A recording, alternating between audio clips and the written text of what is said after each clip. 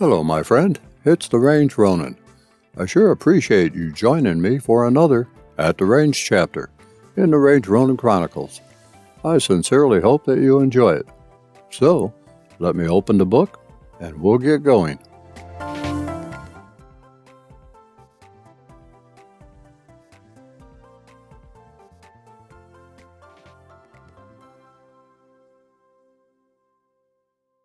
Okay, so at this point, the 1875 Remington is ready for the range. Can you tell me about that? Sure. The range session actually ended up as 2 range sessions due to a problem that I ran into.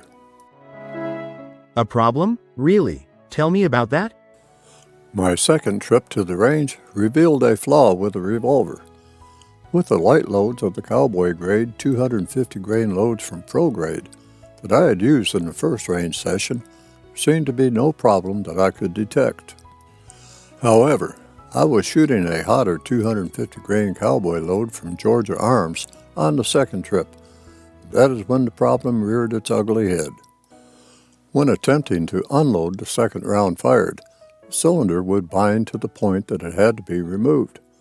I looked closely at the base of the ammunition being fired and the recoil shield of the revolver. There was a step that was quite dominant in the machining of the frame. The step was dominant enough to catch my fingernail, and it seemed dominant enough to catch the rim or primer of the expended shell casing.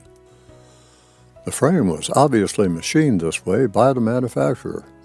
In essence, the frame's recoil shield is thicker behind the cartridge to be fired than in any other place. I really don't mind all this, as this area takes the brunt of the recoiling shell casing, and thicker is better. However, a graduated thickness is better than a step thickness. Now, I could either send the revolver back for replacement or repair, or attempt to rectify the situation myself. I decided on the latter. I needed to bevel the edge enough to allow a fired case and primer to slide over the step, rather than coming to an abrupt stop. A jeweler's flat file and a piece of extremely fine emery cloth came into play. I lightly filed the offending step at about a 45-degree angle until the cylinder would not bind on any of the expended shells. This meant filing and fitting often. I did not want to remove too much metal, but just enough metal where I could not feel my fingernail catching on the step and cylinder drag could not be felt when the cylinder was rotated with expended cases. Once the step felt smooth, the very fine piece of emery cloth was placed on the file and the step rubbed to remove the file marks and lightly polish the surface of the now beveled edge. I finally reached a point where no binding was detected as the cylinder was rotated with once fired casings. At this point, it was time to stop any further filing and go for polishing only. Sometimes you just have to go for it and hope for the best. So, what was the result? The result was that I now had a perfectly functioning revolver. No issues with binding with any ammunition was experienced after this.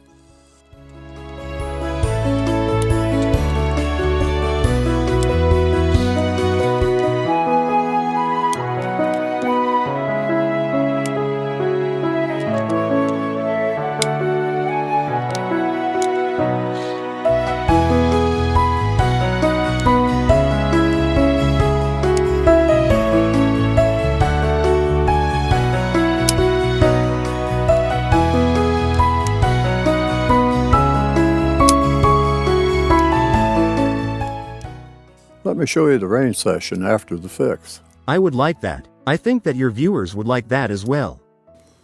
Okay, here we go. I'll make comments as we travel on through the range session.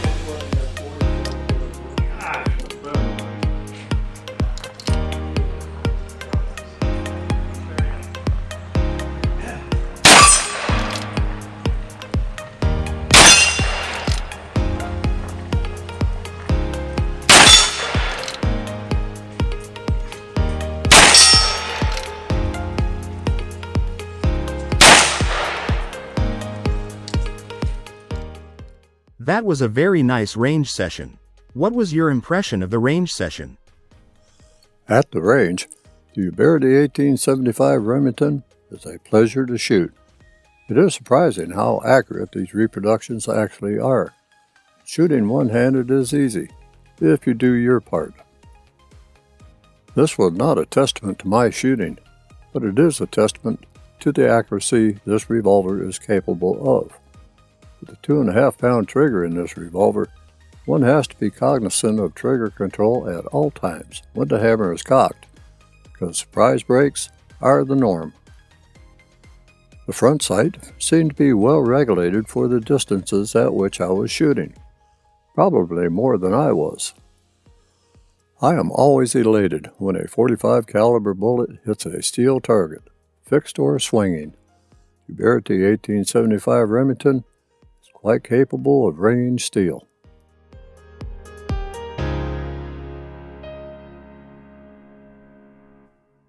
Wow, this has been quite an interview. What are your final thoughts on the Uberti 1875 Remington reproduction? First of all, there were many for whom the 1875 Remington was the weapon of choice.